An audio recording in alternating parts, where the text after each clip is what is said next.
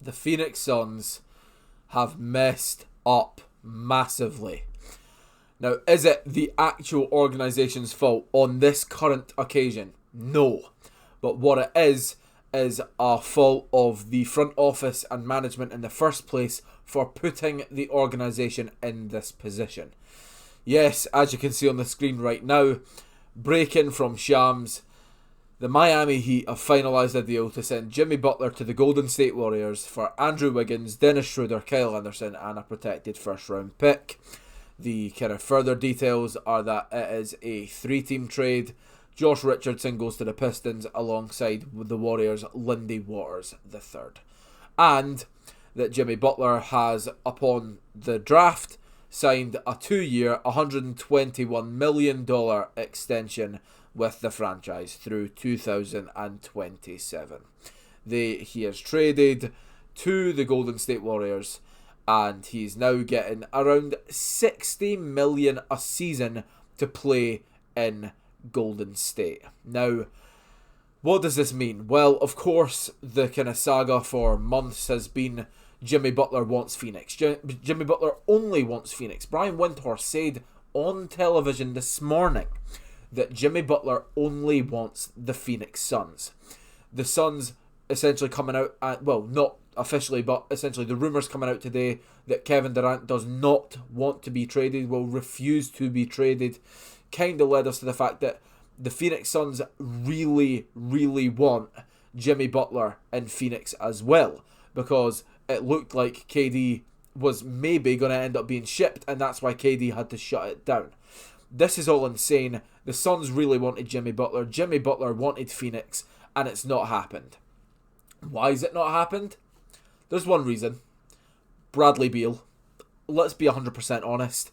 Yes, Bradley Beal is a good basketball player. A great basketball player on his day, actually. The Bradley Beal we thought we were going to get was a Bradley Beal who was a free scorer, who was lethal in the mid-range, who was just a great scorer in general, was averaging 30 a game a couple of years ago. Didn't play much last year, didn't play much the year before that in Washington, to be fair. But the Suns believed that this deal was the one to make us a championship contender. We made the move on, by the way, Beal's worst, by far the worst contract in the National Basketball Association is Bradley Beal's contract, but the Suns said, fuck it, we're signing up for this because we need a chip. And, well, it has been nothing short of an absolute disaster. The role players and the rotation, the utility around them have not been good enough. Even players that we thought were going to be fantastic, or, sorry, not fantastic, at least we thought they were going to do a job, such as Yusuf Nurkic, has completely stunk up the place to the point where I do not want to see that man in my life ever again, and I'm still hoping that before the trade deadline something happens there, but the rotation and the people around the big three have not been good enough. There's been injury issues, to be fair. However, when all three of them have been on the court, as has been seen by Bud's decision now to put Beal on the bench, it's just not worked. It's not worked. Beal does not fit the system at all. He isn't wanted by Phoenix. Let's be real. The Phoenix Suns, Mike Budenholzer, everybody involved do not want to be in the Bradley Beal business anymore.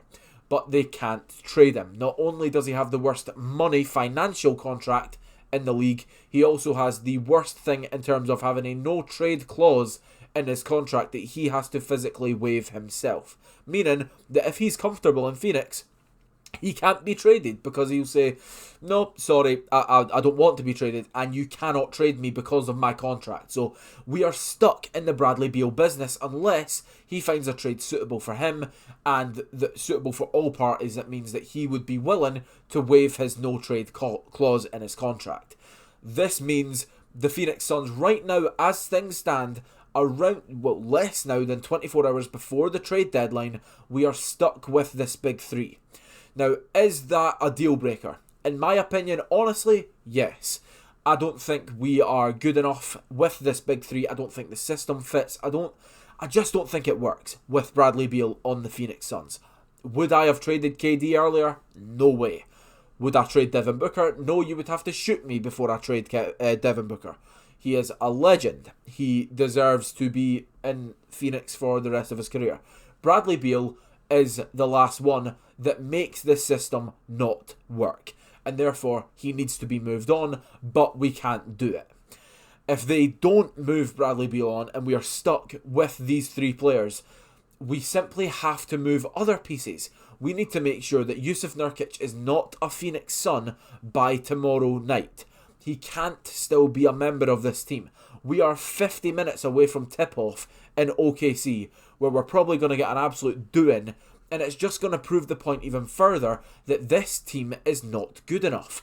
We've got decent role players like Grayson Allen, Royce O'Neal, who haven't been at the peaks of their powers, and even apart from that, the rest of them pretty much just can't do a job.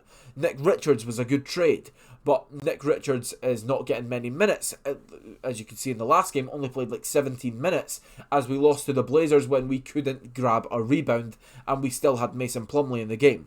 There's gaping holes in the Phoenix Suns squad that need to be addressed. I thought that Jimmy Butler for Bradley Beal in some sort of roundabout trade was going to be the move, but now there is zero chance of that, and so the Phoenix Suns are essentially stuck not knowing what we're going to do. We are the definition of being in limbo right now. These are my thoughts overall. I don't know how much longer I'm going to go on, but I am so nervous for the next few hours and obviously the next kind of day. I'm hopefully going to wake up tomorrow to some massive news dropping for the Suns. Obviously, from a Warriors point of view, this is a huge move by them. Massive ambition to kind of give Steph, essentially extend Steph's final championship window. Adding Jimmy Butler to that makes them a better scoring team. Jimmy Butler's not known defensively, but I suppose if they can kind of add further defenders around them, maybe make some more moves, then there's a potential there for, you know, a way better team than we have seen this so far this season, because the Warriors have been very disappointing. So yeah, big move for them. Really, really tough news for the Phoenix Suns in terms of the Suns having to swallow this news. Apparently, Miami are now getting PJ Tucker, which was a player that again the Suns were looking at in terms of bringing in for a rotation piece. And in terms of the news earlier, we seen that Jonas Valanciunas had been traded. Well, the Bucks traded Middleton for Kuzma, and then just after that, I believe, apparently Shams didn't report it, but Valanciunas got traded as well, meaning we are not going to get Valanciunas either. We're running out of options. We are running out of options to trade these players that are ruining this squad, and we have potential to do something special with Kevin Durant and Devin Booker on this squad, and we are absolutely ruining that potential, and it just has to stop. The front office were the ones that made the choice to take the bite on Bradley Beal, so they have to take a responsibility for this. James Jones, I'm looking at you. Ishbia, I'm looking at you for being so scatterbrained, for being, just taking random massive chances and gambling essentially with the Phoenix Suns to try and extend the championship window to make sure that we had the best chance of winning a chip. I respect him for doing that, but it clearly hasn't worked, and therefore, again, he must take responsibility for that. We've made the wrong move after wrong move, and that has to stop.